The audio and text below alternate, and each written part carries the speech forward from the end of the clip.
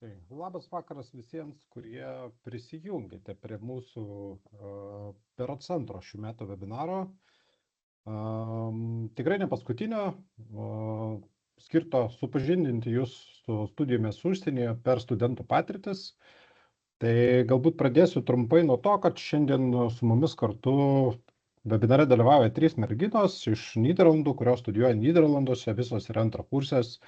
Jos išvyko studijuoti į Nyderlandus per mūsų organizaciją, tai gal iš pradžių pradėsim nuo to, kad susipažinsim. Tai aš esu Vytautas, Kastutų studijų užsienyje koordinatorius, turiu jau 11 daugiau turbūt metų patirtį dirbant su studijomis užsienyje, būtent Kastu International organizacijai. Tai va, tai tiek trumpai apie mane, galbūt merginos, kurios šiandien prisijungėt, prisistatykit trumpai, pasakykit apie save kažką trumpo, kad įsivažiuotume. Sveiki, esu Atėnė, kaip Vytautas minėjo, esu antrakursė ir studijuoju Global Project and Change Management, bet apie tai truputėlį vėliau. Okay. Sveiki, aš esu Evelina, aš taip pat antrakursė ir aš studijuoju Equine Sports and Business. Tai... Sveiki, aš esu Samanta, irgi antrakursė ir studijuoju Food Technology ir apie studijas papasakosiu jau šiek tiek vėliau. Ok, tai turim paruošę skaidrę šiandien. Tai va, trumpai apie mus, tai mes esame organizacija Kastu International, kuri specializuojasi ir dirba studijomis užsienyje, konsultuojame, administruojame visą stojimo procesą. Šita organizacija gyvuoja jau 18 metų. 18 metų padedam žmonėms įgyvendinti savo tikslų, svajonių, galbūt norų, ambicijų studijuoti užsienyje. Tarp partnerių universitetų turime 44 universitetus Europoje, kurios atstovaujam ir kur siūlom vykti studijuoti. Studentams, kuriems per šitiek metų mums pavyko pagelbėti įstoti, išvažiuoti studijuoti, yra be 8000, 7800 su pliusu. Tai sakyčiau, kad apie 8000 galbūt ir daugiau. Ir mes kaip organizacija, mūsų tikslas yra padėti išsirinkti ir išvykti studijuoti būtent ten ir tai padaryti sėkmingai. Todėl mes turim tokią kaip įstojimo garantiją, 96%. Iš esmės praktiškai didžioji dalis studentų, beveik visi, kurie stoja per mūsų organizaciją, sėkmingai įstoja ir išvyksta studijuoti. Tai mūsų organizacija dirba su 5 šalim Europoje: Nyderlandai, Belgija, Suomija, Švedija ir Danija. Šiandien informacijos didžiausia dalis bus apie Nyderlandus, nes merginos, kurios su mums šiandien webinare dalyvauja, jos būtent Nyderlandus ir studijuoja. Pačią prezentaciją, galbūt webinarą, norėčiau pradėti nuo to, kad paprastai, kas vyksta studijuoti užsienį, kyla labai daug abejonių, minčių, ar verta, galbūt bus per brangu, nesugebės ir taip toliau. Tai vyrauja įvairūs mitai. Tai pirmasis mitas, apie kurį turbūt norėčiau pakalbėti, tai studijuoti užsienį yra brangu. Tai vienas iš tų mitų, kurie paprastai susidaro, nes kai galvojam apie keliones į užsienį, vykimą, atostogauti, keliauti, paprastai skaičiuojam ir matom, kad Europoje kai kur yra brangiau negu Lietuvoje, bet iš esmės tai yra vienas iš mitų. Čia šitoj lentelėje pateikiam kainas, tarkim studijų kainos. Nyderlandai ir Belgija yra tos šalis, kur už studijas reikia mokėti, Danija, Švedija ir Suomija tos šalis, kur už studijas nieko nereikia mokėti, ir tokia lyginamoji analizė kartu su Lietuva. Lietuvoje taip pat už studijas nemoka tie, kuriems pavyksta įstoti į nemokamas studijas. Taip pat pateiktos vidutinės mėnesio išlaidos, kiek paprastai studentai išleidžia pinigų, kiek jiems reikia pragyvenimui, prasimaitinti, studijų reikmėms, būstui, transportui ir visoms kitiems paslaugoms. Taip pat studentų atlyginimas, kiek jie paprastai gali uždirbti. Nemaža dalis šalių, su kuriomis dirbam, turi paramų, stipendijų sistemą. skirtas studentams, kurie ten studijuojantis gali pasinaudoti, dažniausiai pasitaikanti sąlyga, kad galėtum pretenduoti įgauti tas stipendijas ir paramas, yra tai, kad greta studijų reikia dirbti oficialių darbą ir tam tikrą valandų skaičių išdirbus, atitikus tam tikras sąlygas, tu gali pretenduoti ir gauti valstybės paramą. Tai vat, taip pat matomas yra skirtumas, kad dirbat part-time jobą arba vėliau vasaros, tarkim, metu, kai studijos nevyksta, dirbant jau pilną darbo dieną, galima pakankamai nemažai pinigų užsidirbti. Kaip pavyzdys Olandija, kur dirbant oficialų darbą, part-time jobą vadinamą, reiškia, nepilną darbo dieną, galima užsidirbti ir jeigu gauni paramą, tų pinigų paprastai ne tik užtenka pragyventi, bet paprastai jų ir lieka. Taip pat, tai tokia analizė, kad kai kuriuose šalyse pavyksta studentams ne tai, kad save išlaikyti, bet dar ir susitaupyti pinigų. Ko paprastai Lietuvoje retu atveju, kada pavyksta, nes tas minimalus atlyginimas dirbant pusę darbo dienos, jis nėra didelis ir paprastai tų pinigėlių pritrūksta. Tai reiškia, kad reikia tėvų paramos arba ieškoti kažkokių tai kitų šaltinių. Antras mitas, kad reikia labai gerai mokytis, tai irgi iš esmės nėra tiesa, galbūt taip, kai tik atsidarė ES, atsirado galimybė vykti studijuoti į užsienį, visi dairėsi tų studijų užsienį, galbūt reikėjo kažkiek tai apsiprasti, pasižiūrėti, kokiose šalyse kokie tie reikalavimai, bet iš esmės didžioji dauguma universitetų neturi kažkokių tai išskirtinių aukštų akademinių stojimo reikalavimų, tai reiškia, kad jie yra linkę sudaryti sąlygas studijuoti visiems nepriklausomai nuo akademinių pasiekimų. Reiškia, kad galima vykti studijuoti ir tikrai įstoti ne tik tiems, kurie turi pačius geriausius rezultatus. Stojant paprastai užtenka pažymių, vidurkių, nebūtina netgi laikyti tarptautinį anglų kalbos testą, kažkokie tai papildomi dokumentai taip pat stojimams nereikalingi. Aš kalbu apie didžiąją dalį programų, žinoma, kad yra programų, kur yra kažkokių tai papildomų stojimo etapų, stojamųjų užduočių, kur jie labiau jau turbūt kreipia į labiau konkurencingas programas dėmesį akademinius reikalavimus, bet bendrai paėmus, tai įstoti į užsienį studijuoti tikrai nėra sudėtinga ir tikrai nereikia turėti pačius geriausius akademinius rezultatus. Taip pat trečiasis vyraujantis mitas, tai baimė nesusikalbėti angliškai, kas iš esmės turbūt jau tikrai paneigtas mitas, todėl kad kiek tenka kasdien bendrauti su studentais, lietuviais studentais, kurie nori studijuoti užsienyje, tai jų anglų kalbos žinios tikrai yra puikios. Galbūt prieš 10 metų buvo šiek tiek sudėtingiau, bet dabar visa aplinka, kas mūsų supa, serialai, knygos, visos naujienos, ką mes skaitom, viskas, kas mus domina, supa, yra anglų kalba, tai ta anglų kalba tikrai yra lietuvių puikiai įvaldyta, sakyčiau, ir kitas dalykas, reikia suprasti tai, kad tu vyksti studijuoti į užsienį į tarptautinės studijų programas, kas iš esmės reiškia, kad didžiai daliai visų, tiek pačių studentų, tiek dėstytojų, ta anglų kalba. Tai reiškia, kad ta kalba yra paprastesnė ir susikalbėti yra tikrai paprasčiau ir lengviau.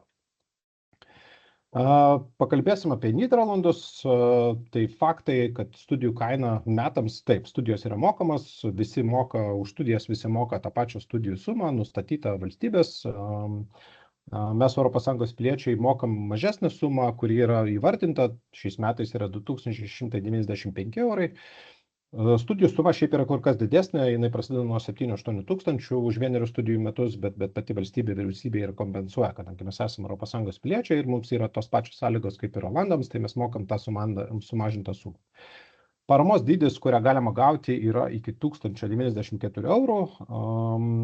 Ta parama, kaip aš ir minėjau, paprastai Olandijoje yra kelios paramos, kurias galima gauti, tai yra tiek paramų finansinės, tiek nefinansinės. Tai yra stipendijų principų mokamos ir, tarkim, viešo transporto lengvata, yra galimybė Olandijoje važinėti su nuolaida arba nemokamai, priklausomai, kada ten, žodžiu, yra pasirinkimas. Nyderlanduose mes dirbam su 2 tipų universitetas, tai yra taikomų mokslo universitetai ir research universitetai. Research universitetuose studijos trunka šiek tiek trumpiau, tai yra 3 metai, tai yra labiau į akademinis rezultatas, akademinę veiklą orientuoti universitetoje, taikomų mokslo universitetai yra labiau praktika, reiškia, ten studijos yra paprastai metais ilgesnės, dėl to, kad tenais 1 metai paprastai yra skiriami praktikai. Taip, tai perleisiu tada žodį Samantai, jinai papasakos savo patirtį, tai Samanta tada perleidžiu tau.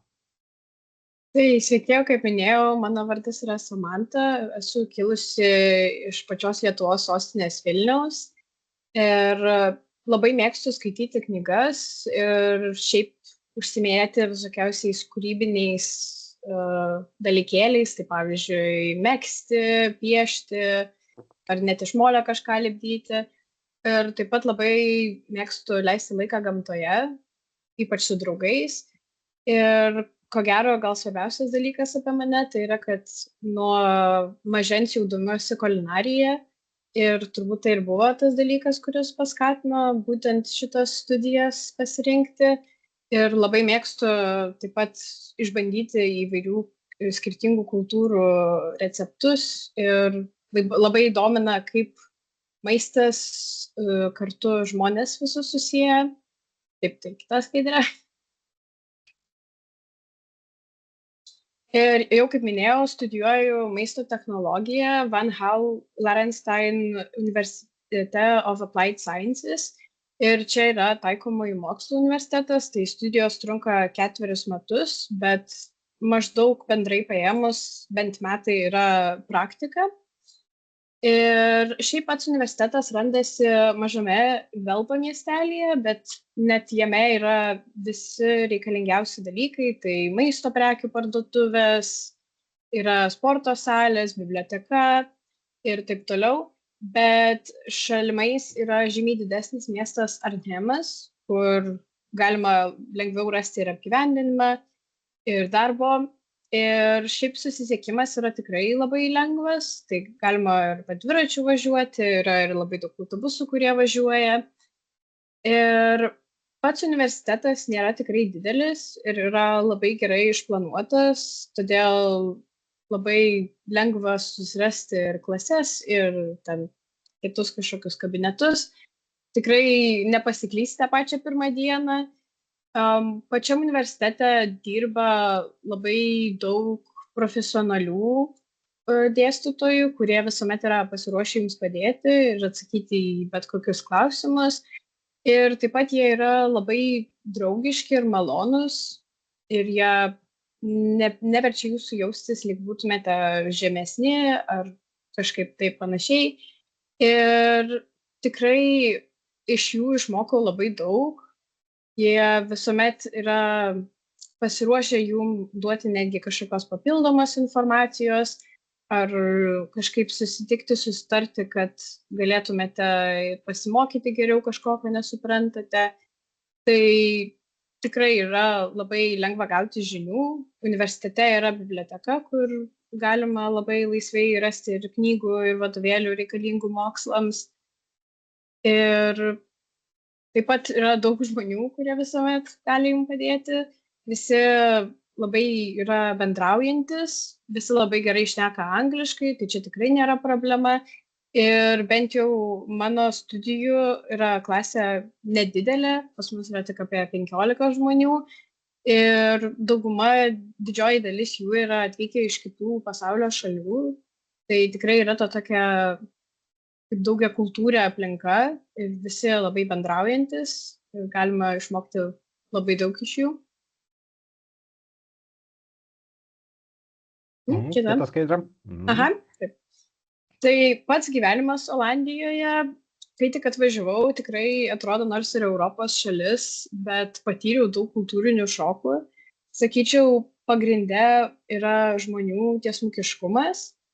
Jie labai kaip ir nebijo sakyti tai, ką mano jums tiesiai į akis, net jeigu labai jūsų gerai ir nepažįsta, bet jie taip nesielgia iš blogos pusės ar kažkaip teisiančiai. Visi yra labai linkę bendrauti ir padėti. Labai žmonės, netgi svetimi gatvėje, mėgsta pasisveikinti ar trumpai kažkaip su jumis pasišnekėti. Ir anglų kalba irgi nėra problema, netgi ir vyresniai kartai. Tai tikrai galima labai lengvai susikalbėti gatvėje, paprašyti pagalbos, kad kažkur surasti, jeigu kažkokią vietą reikia ir panašiai. Taip pat yra važinėjimas dviračiu.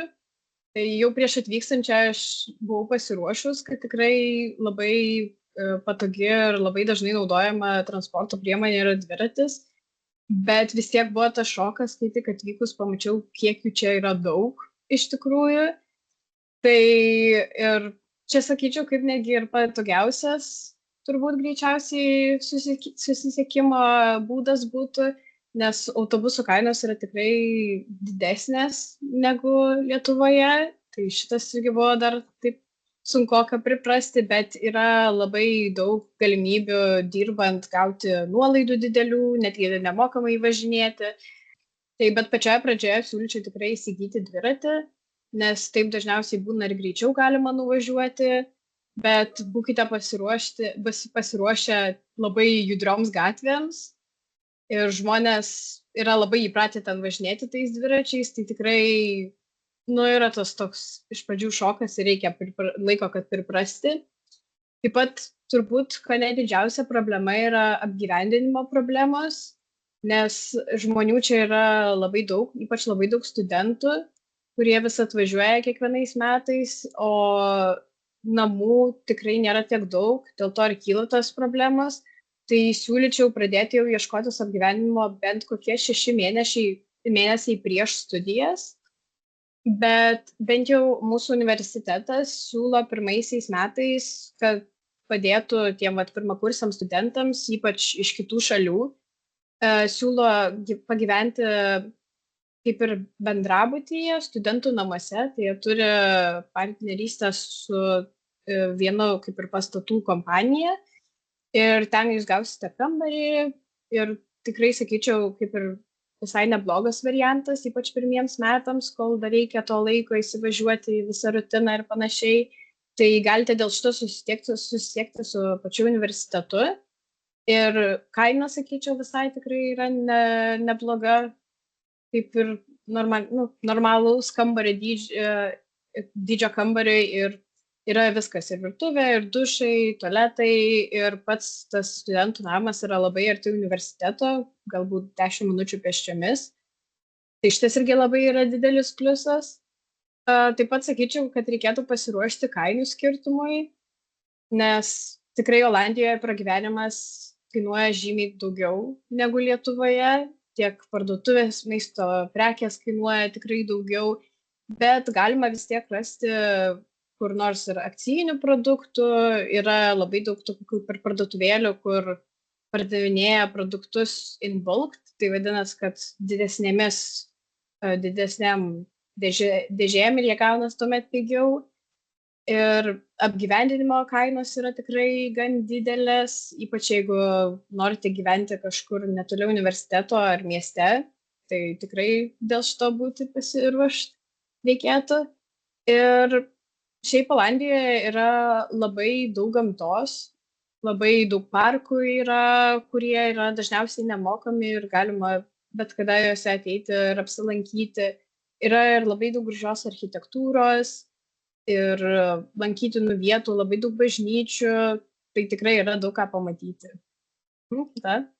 Aš gal dar dėl pačio būsto irgi pridursiu, kad tie, kas stoja per mūsų organizaciją, Van Hala, mes, kaip sakyti, turim prioritetą. Tie žmonės, kurie stoja per mus, jie yra automatiškai įtraukiami į sąrašus, žodžiu, beveik 100% tikimybė stojant per mus gauti tą bendrabučio tipo būstą. Čia praeitais metais su Van Halu mes tokią partnerystę kaip ir pradėjom.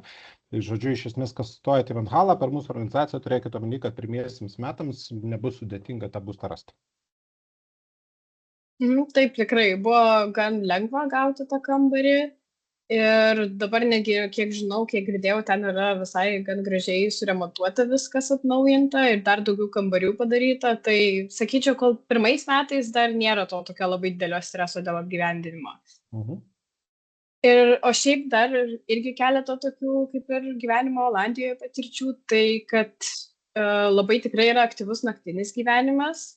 Žmonės čia mėgsta jau pradėti vakarėlius negi nuo ketvirtadienio. Tai tikrai miestuose yra ir daug barų, ir klubų, ir šiaip labai daug žmonių galima sutikti savaitgaliais. Ir irgi, kaip minėjau, visi yra labai linkę bendrauti, susipažinti.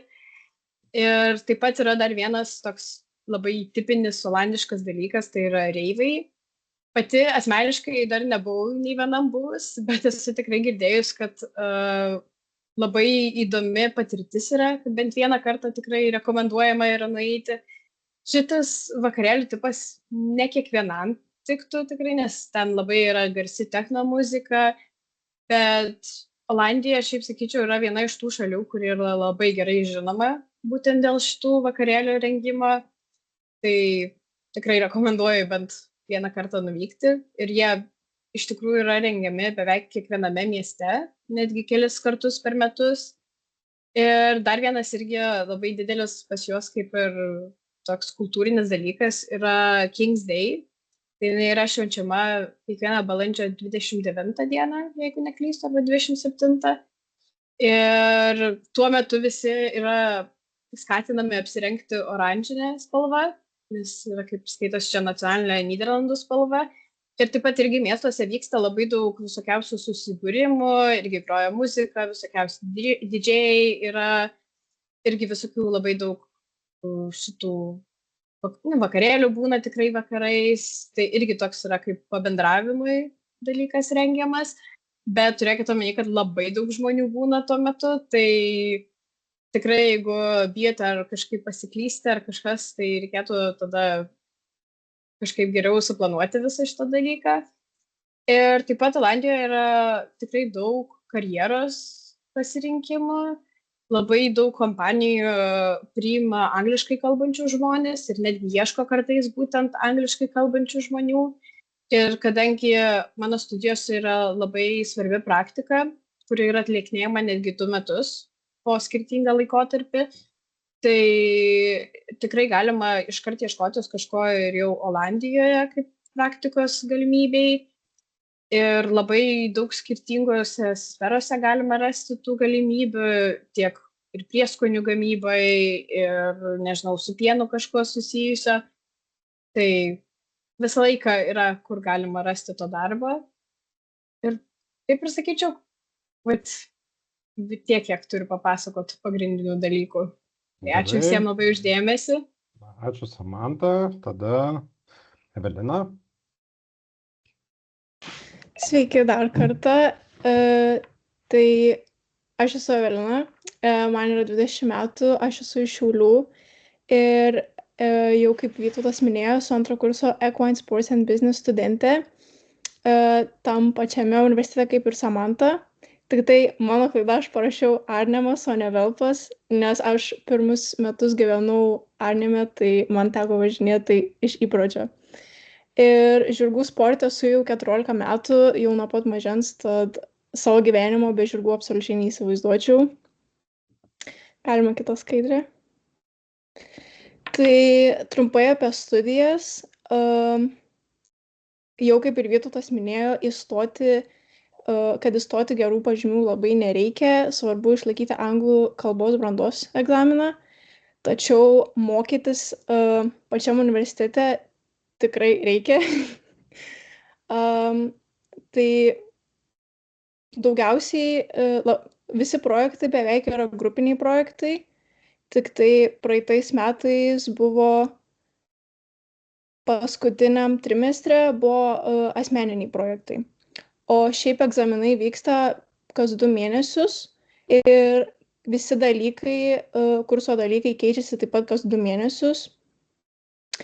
Taip pat mano studijose irgi yra daug darbo praktikos. Aš kaip tik ką tik grįžau iš vienos darbo praktikos, kurią atlikau Lietuvoje, kuri truko 2 mėnesius. Tai per tuos 2 mėnesius taip pat reikėjo atlikti kelis projektus, sudarant tai, ką mokėmės praeitais metais. Tada ekskursijos, tai per praeitus metus labai tikrai nemažai buvo ekskursijų susijusios su mūsų dalyku. Ir taip pat yra asociacija, studentų asociacija Ambrosia, kuri taip pat organizuoja ekskursijas, kurios leidžia praplėsti savo žinias. Taip pat per šias ekskursijas universitetas skatina tokį kaip networking, tai pažintys. Ir taip pat, kadangi mūsų kurse yra labai daug užsieniečių, toliausiai galiu pasakyti iš Meksikos. Ir taip pat tai priverčia mus tokį kaip networking. Tada tvarkaraščiai, tai pas mus tvarkaraščiai kiekvieną savaitę yra skirtingi ir nėra kaip čia, pasikartojančių dalykų. Ne taip kaip Lietuvoj mokykloje, kad kiekvieną savaitę lygiai tas pats.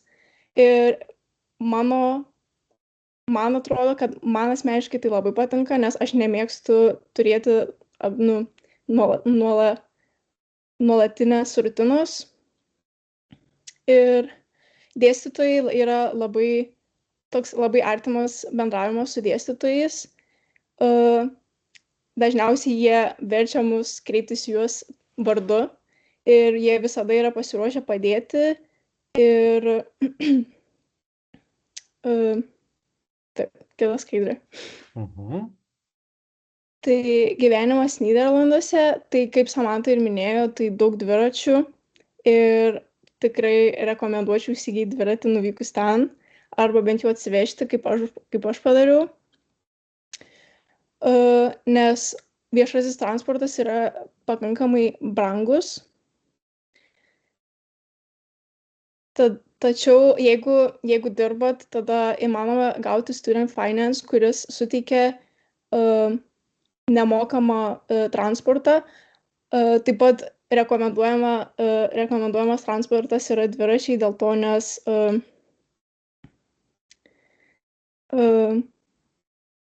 pamečiau mintį.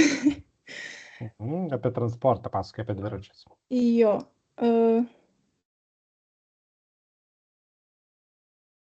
Gal prisiminsiu. Tai toliau anglų kalba, tai jau kaip ir buvo minėta, kad su visais, realiai absoliučiai visais žmonėmis įmanoma susibendrauti anglų kalba. Ir net nuo jauniausių vaikų iki brandaus amžiaus. Ir visi žmonės yra labai linkę padėti. Ir apgyvendinimas, tai aš taip pat gyvenau universiteto suteikiamame bendrabutyje, tačiau aš gyvenau ne prie universiteto, kur yra bendrabutis, o Arnemo centre. Arnemas yra prie pat Velpo miestas, panašaus į Šiaulių dydį galbūt. Tad man vykimas į universitetą buvo gal šiek tiek sudėtingesnis, nes dviračiu į vieną pusę užtruktų apie 20 minučių, nes yra apie 5 kilometrai, o autobusų būdavo į vieną pusę 2 eurai galbūt. Tada susisiekimas labai yra geras susisiekimas su traukiniais, tai iki Amsterdamo galbūt valanda laiko, jeigu neklystu. Paskui yra taip pat į Paryžių traukiniai, į Kelną, nežinau kaip lietuviškai, į Düsseldorfą, tikrai visur įmanoma nuvykti. Tai aš per tuos visus metus tikrai nemažai apkeliavau. Tai sekanti.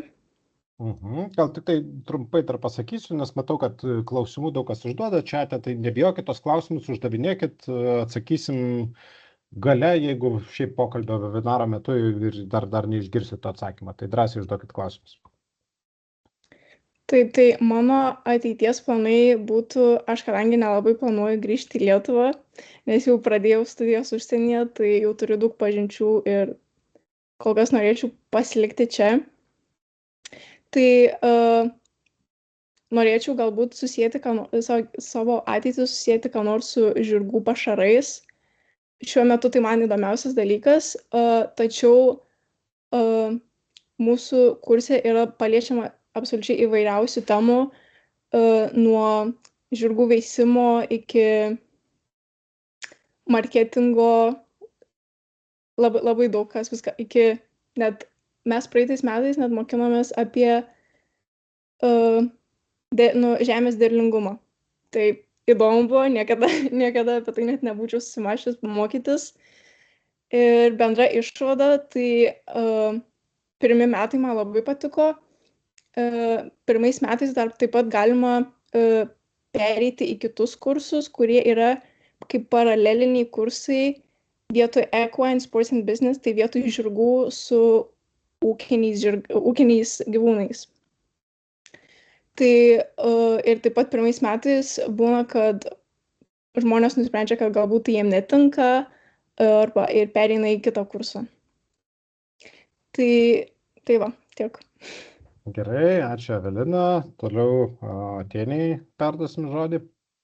Sveiki, atsiprašau. Esu Atėnė, man yra 20 metų. Kaip ir minėjau, esu antro kurso studentė Global Project and Change Management. Ir truputėlį tada apie save dar papasakosiu, nes kitas pasakoja. Tai lygiai taip pat mėgstu gamtą, esu skautė. Mėgstu kūrybą, kaip ir šitos studijas apie tai realiai ir yra. Ir galim eiti prie kitos skaidrės. Kaip pasirinkau studijų programą? Čia yra, manau, aktualus klausimas.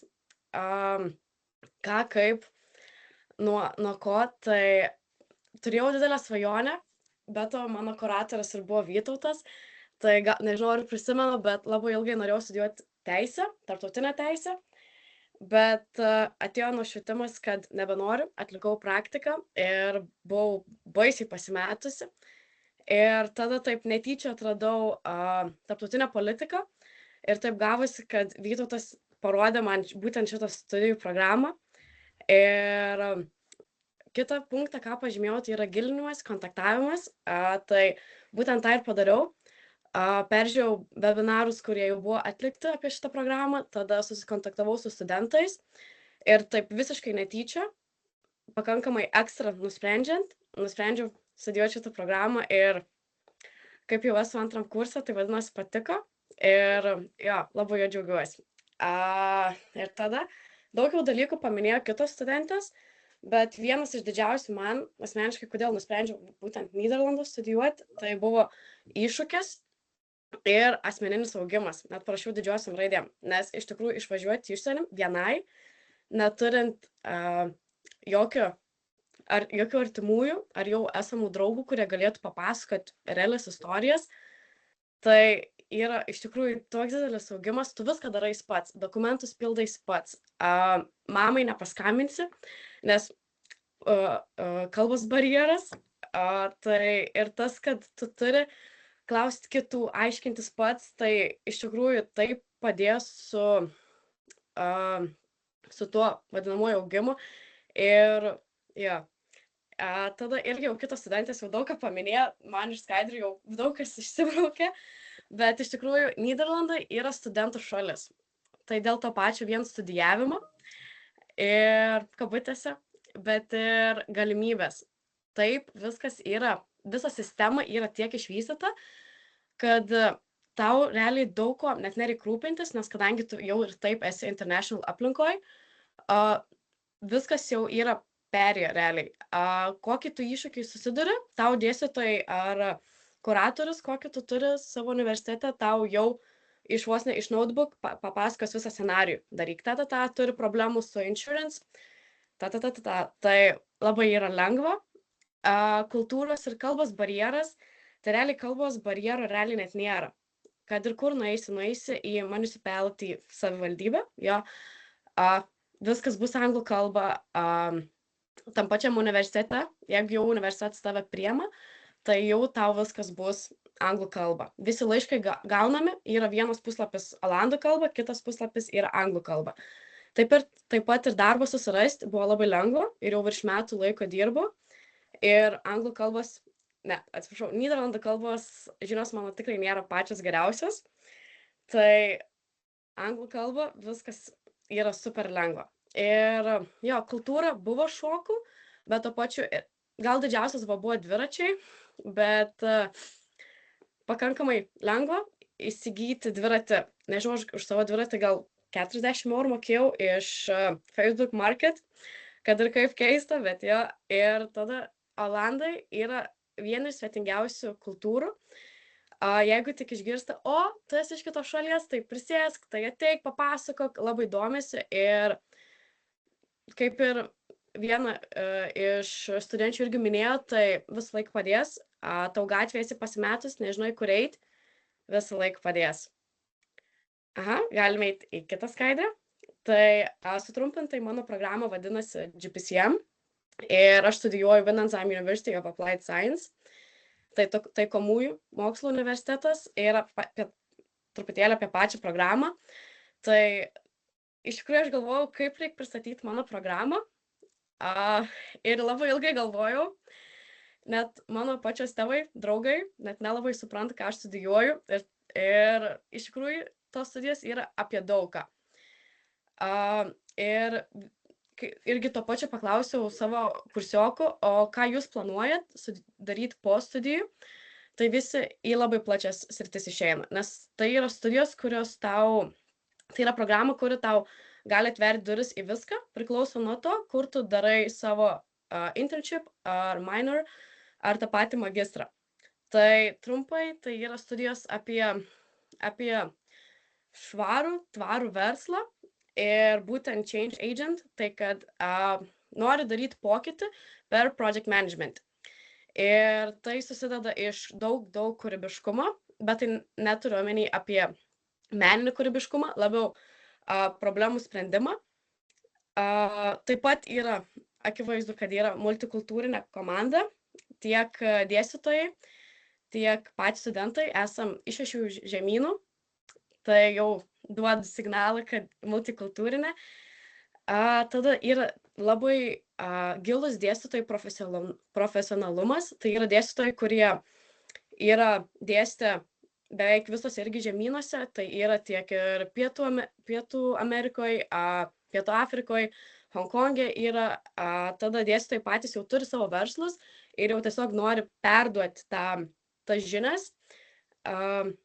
Tada yra patirtis globalioje rinkoje, kas man asmeniškai buvo pakankamai svarbu, kai rinkausi. Tada vienas iš smagiausių dalykų, tai yra darbas su tikrais projektais nuo pirmo kurso, kadangi yra Applied Science. Tai praeitais metais, aišku, kaip pirmakursiams duoda tokį lengvesnį, tokį labiau paprastesnį projektą, bet, pavyzdžiui, jau šiais metais turim labai įdomų ir didelį iššūkį kaip projektą. Tai nežinau, jeigu bus laiko ir jeigu bus įdomu, galės papasakoti. Taip pat yra tik 2 metai teorinių paskaitų. Ir šitas pusmetis pagrindinai bus vos ne uždarant teorijas, nes 3. ir 4. kurse mes išvažiuojam į užsienį, kažkur dar kitur. Dar pati tiksliai nežinau kur. Čia yra jau visiškai laisva patiems rinktis. Ir yra irgi visi žemynai yra. Gerai, nėra visi žemynai, nes aš pati norėjau į Australiją, tai Australijos nebėra šiais metais. Bet 5 žemynai yra tikrai atviri. Ir taip pat dar paskutinis punktas, tai yra karjeros galimybės po studijų. Tai mes jau dabar kaip ir galim patys pasirinkti internship ir tada galim atsisakyti trečiadienio paskaitų. Tai aš jau kaip ir gavau, dar ties kontaktuoju, ar viskas gerai, dar derinu viską, bet greičiausiai gausiu. Laikom špygas. Žmonių gerai, kaip keista lietuviškai, žmonių teisių įmonėje savo mieste. Ir dabar supratau, kad nepapasakau apie savo miestą, tai yra Zvolė, kaip Klaipėdos dydžio realiai, Klaipėdos Kauno, kažkas tokio. Yra patogiai labai lokacijoj, irgi tiek į patį Paryžių, tiek į Belgiją, tiek į Vokietiją, Amsterdamą žinoma. Nežinau, ką daugiau pridurti, galime eiti kitą skaidrę. Tai dabar prasideda tas smagioji dalis, studentavimas ir laisvas laikas. Tai koncertai, Student Association. Ir mes turim, mano praeitais metais buvusi kambariokė su savo draugiam įkūrė Student Association, mūsų programai, FLAM vadinasi. Tai kiekvieną ketvirtadienį yra organizuojami renginiai. Kaip pamatot, Helovyno vakarėlis buvo šiais metais organizuotas. Tada šventėm jau atidarėm karnavalą. Mano draugės tėtis net pasiuvo man, yra tokie specialūs švarkai. Tai mano draugės tėtis pasiuvo man, tai buvo labai miela.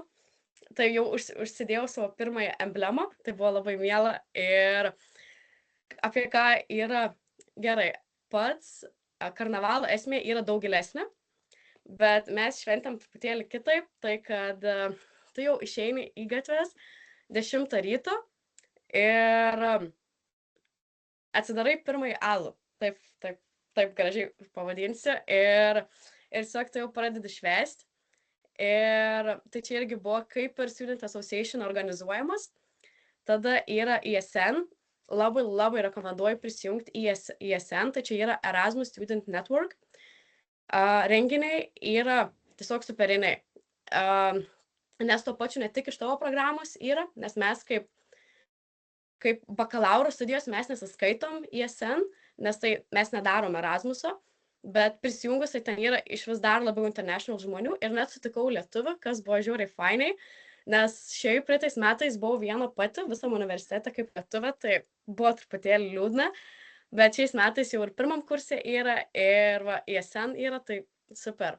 Tada kultūra, gamta, kelionės. Tai pati kultūra ir yra dalis jos, kaip studentams, tiesiog viskas yra paklota, tu tik eik, tik duok truputėlį laiko ir super.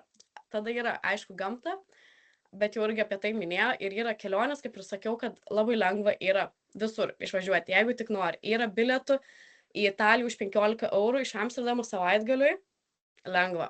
Va čia ir yra paminėta apie miestą.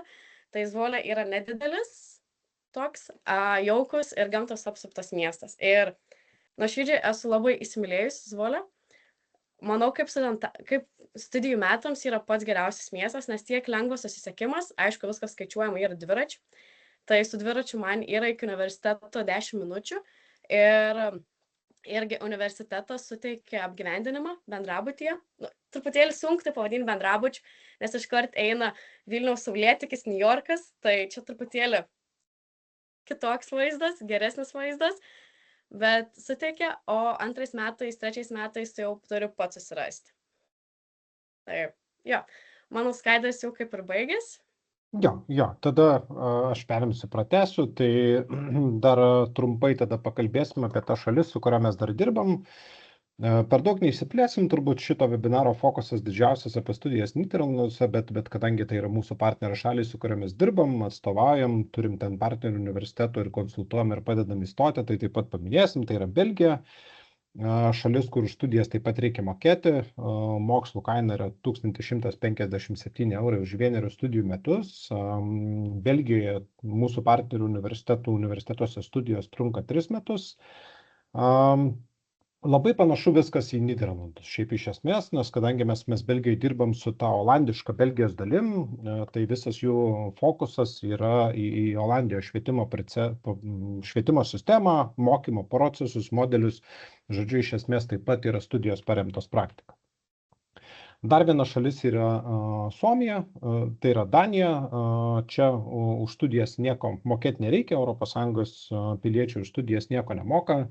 Tai yra šalis, kuri turi taip pat universitetus, research universitetus, kur studijos trunka 3 metus, ir koledžus ir akademijas, kur studijos trunka 3,5 metų paprastai, magistro studijos taip pat 2 metai. Už studijas nieko nereikia mokėti, tai yra viena iš tų šalių, kuri taip pat turi paramų sistemą dirbantiems greta studijų studentams.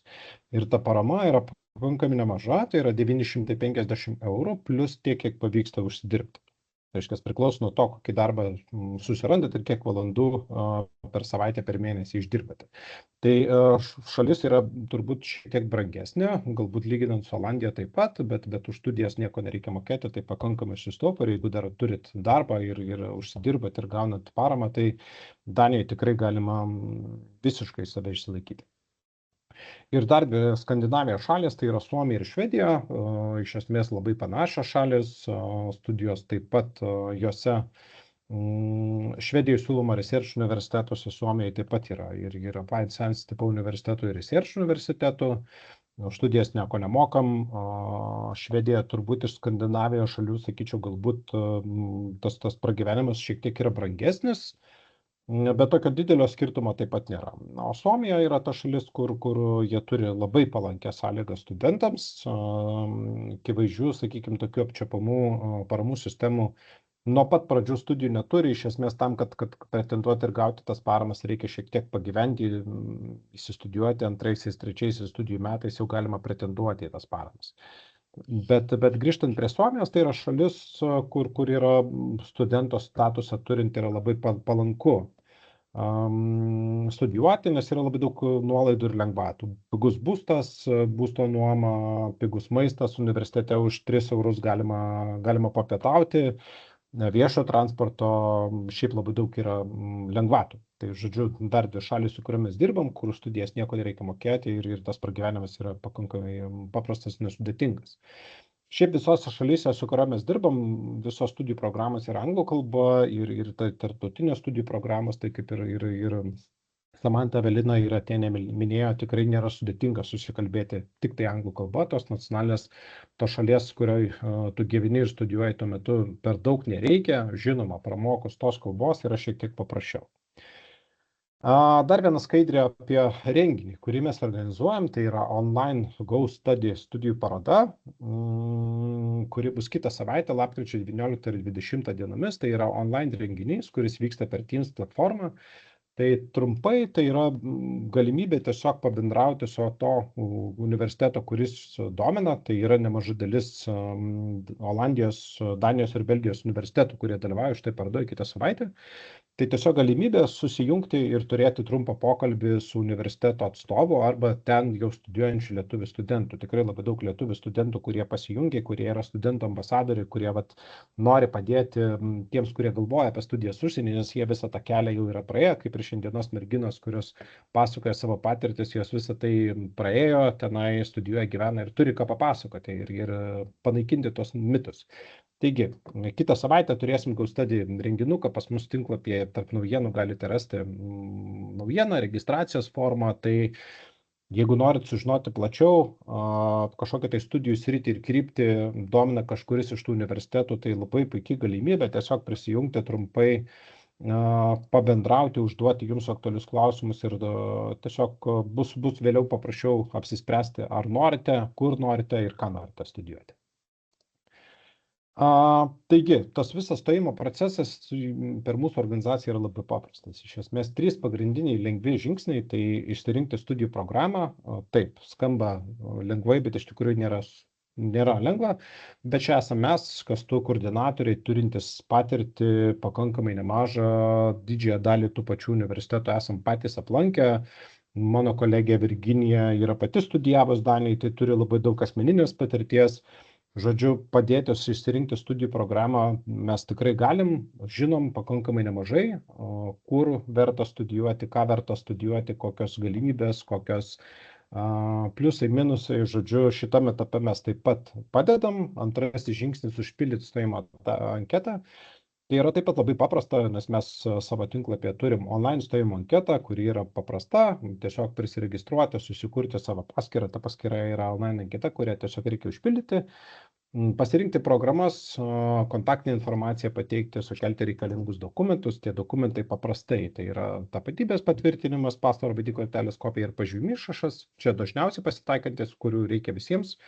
Arba kai kuriems universitetams gali reikėti kažko papildomai, tarkim, motyvacinio laiško, gyvenimo aprašymo, tai reikia surinkti ir pateikti visus tos dokumentus. Šitą žingsnį mes taip pat padedam ir patvirtinti savo anglų kalbos žinias. Tai didžiai daliai universitetų netgi nereikia tarptautinių anglų kalbos testų, užtenka valstybinio anglų kalbos rezultato, didžiai daliai Belgijoje, didžiai daliai Olandijoje, tiesiog užtenka išlaikyti valstybinį anglų kalbos egzaminą. Danijoje pakanka išklausytų valandų, o net jeigu ir reikia to tarptautinio anglų kalbos testo, tai jį galima išlaikyti. Ir čia taip pat turim naujienų, tai mes kaip kastų, kaip organizacija, esame oficialiai TOEFL anglų kalbos testo tarptautinio partneriai. Tai tie, kas galvojate stoti užsienį, reikalingas jums tarptautinis anglų kalbos testas, paprastai galima laikyti IELTS arba TOEFL. Tai galbūt kvieščiau laikyti TOEFL, nes mes, kadangi esam partneriai, mes turim nuolaidos kodą ir tiesiog jums bus pigiau laikyti šitą testą.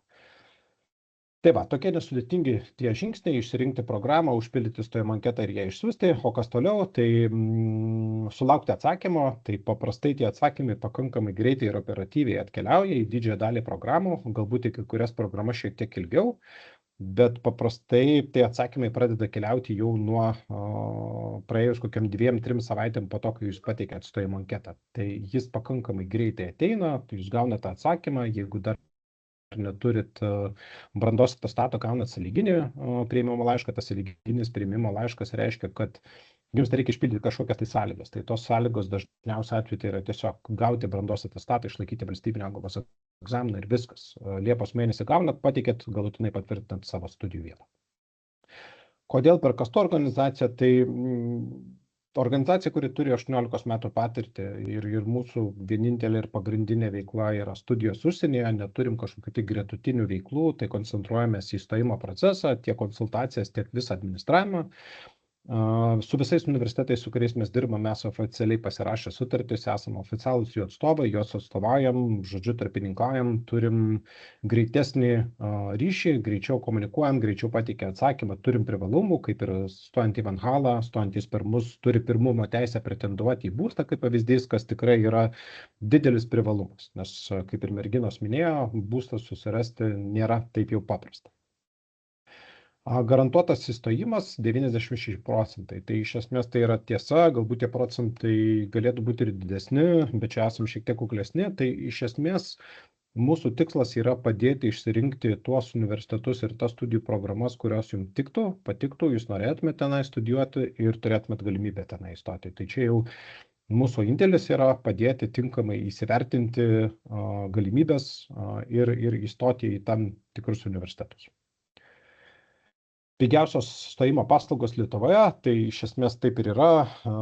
Mes nemokamai konsultuojam, administruojam visą stojimo procesą. Vienintelis mokestis, kurį mūsų organizacija turi, tai yra anketos įstojimo mokestis.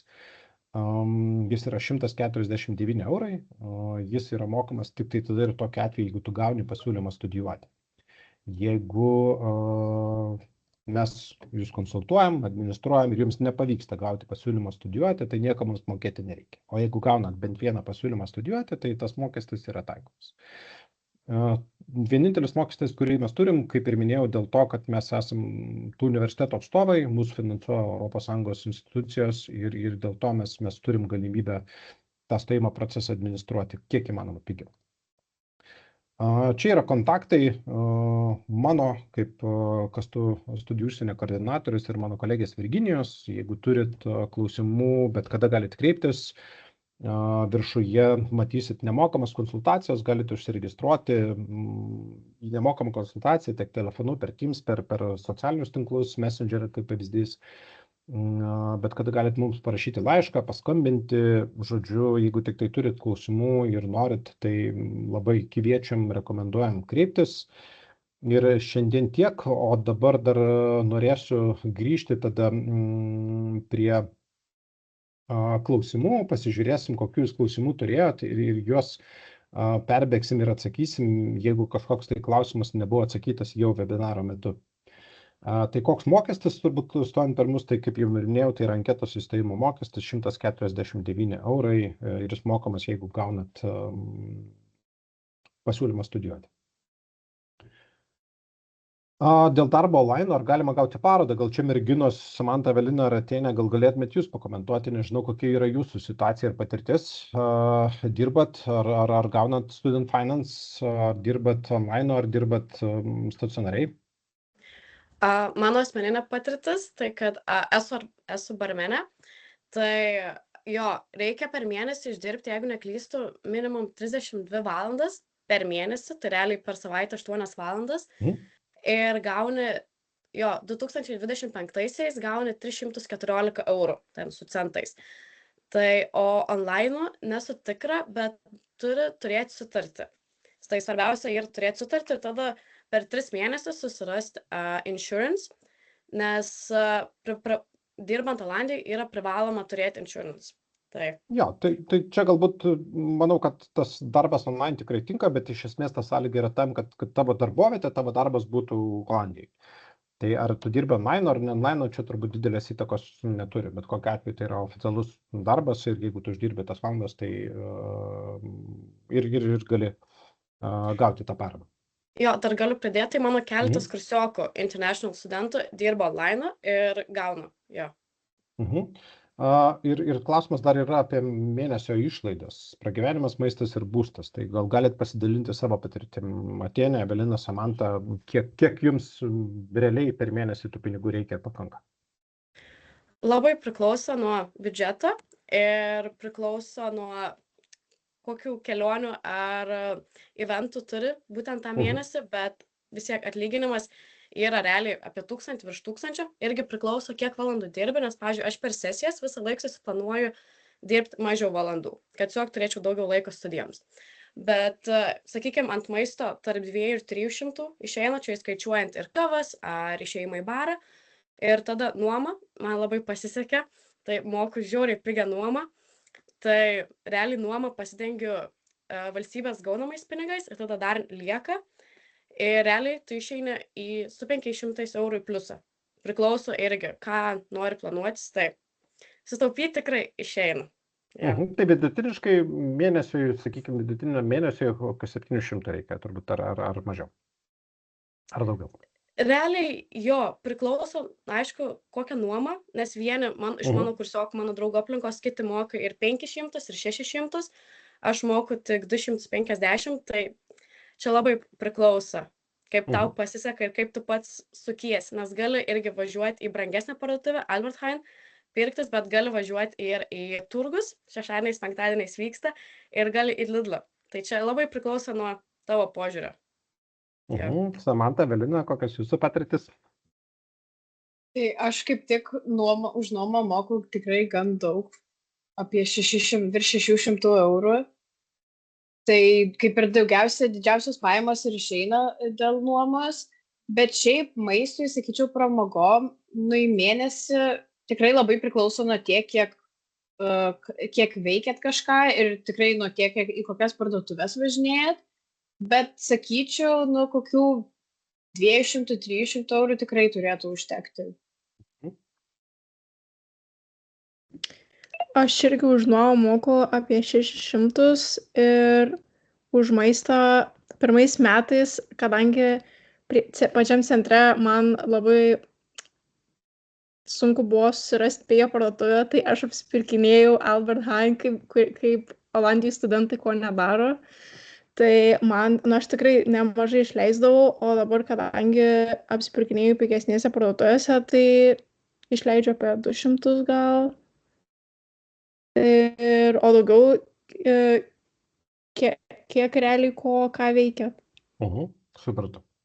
Dar vienas toks klausimas yra, ar siūlomi mūsų universitetai atitinka kolegijos apibūdinimą. Tai čia, merginos, jūs studijuojate Applied Science universitetuose, galbūt savo įžvalgą galite pasakyti.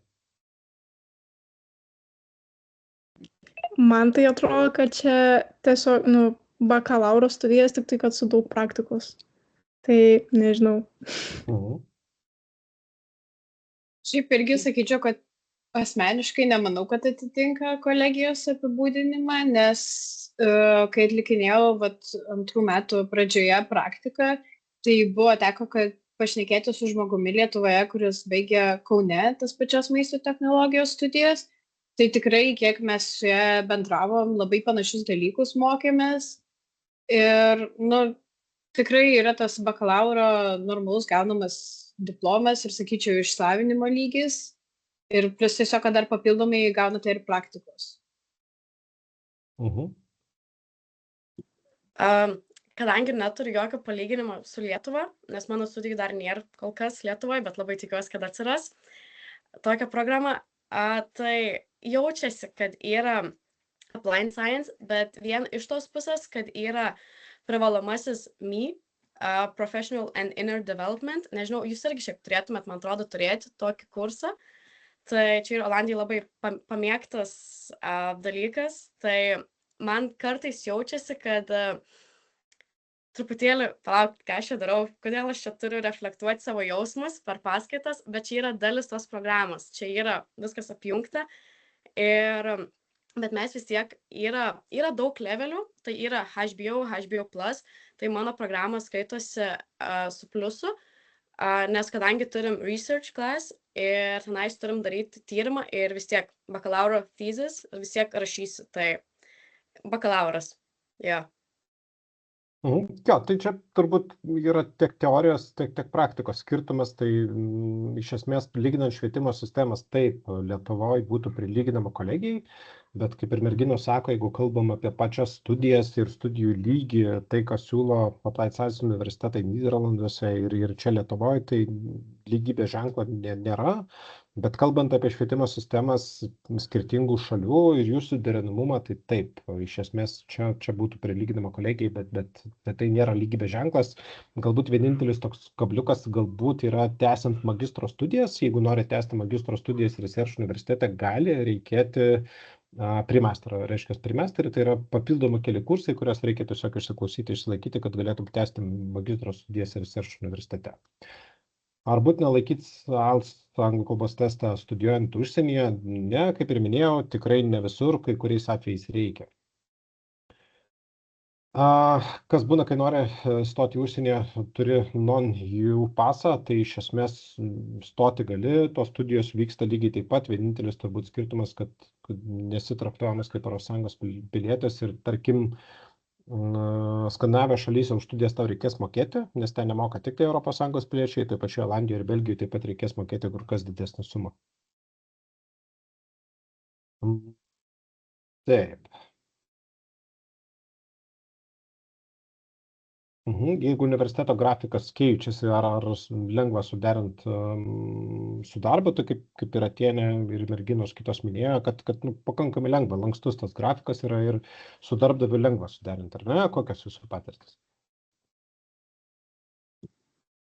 Tai jo, galiu aš pradėti. Tai dažniausiai vis tiek studentai dažnu atveju dirba hospitality, tai yra restoranuose, kavinėse, baruose, tai dauguma būtent ir turi part-time job. Realiai labai keletas restoranų kavinių turi full-time darbuotojų, tai visą laiką, pavyzdžiui, aš dabar norėjau dalyvauti viename karnavalo dienoje, tai nuėjau pas savo bosės ir sakiau, žiūrėkit, ar galėtumėm padaryti čia laisvą dieną, jo, say no more, viskas gerai.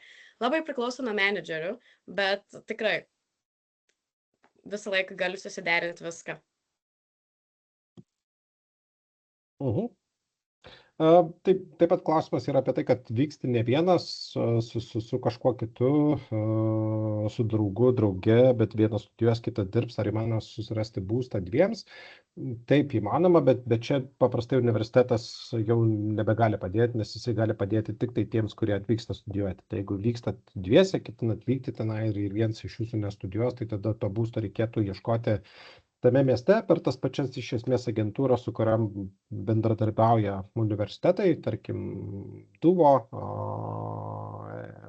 SSH, žodžiu, yra tų agentūrų, per kurias galime tą būstą surasti, bet jeigu bent vienas iš jūsų nėra studentas, tai paprastai universiteto siūloma būste nebus galima gyventi.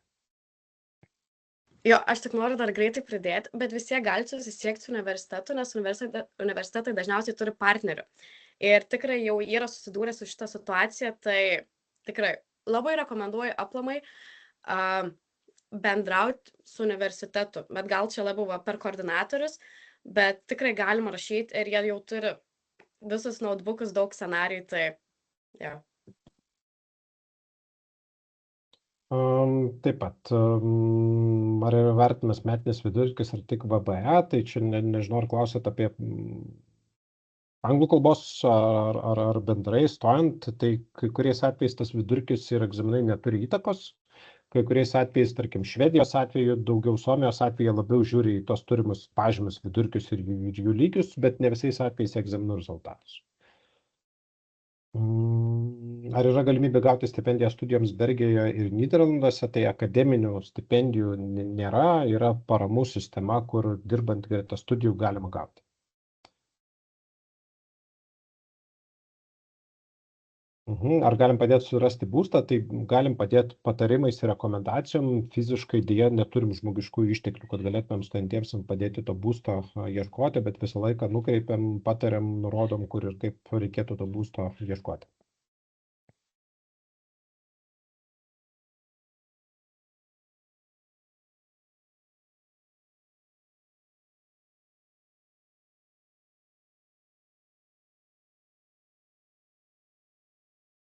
Kažkas klausia apie Stadilinko paskyrą, tai gal man parašykit, tada galėsim suderinti. Šiaip jeigu turit klausimų, tai taip, mes galim bet kokiu atveju padėti stoti.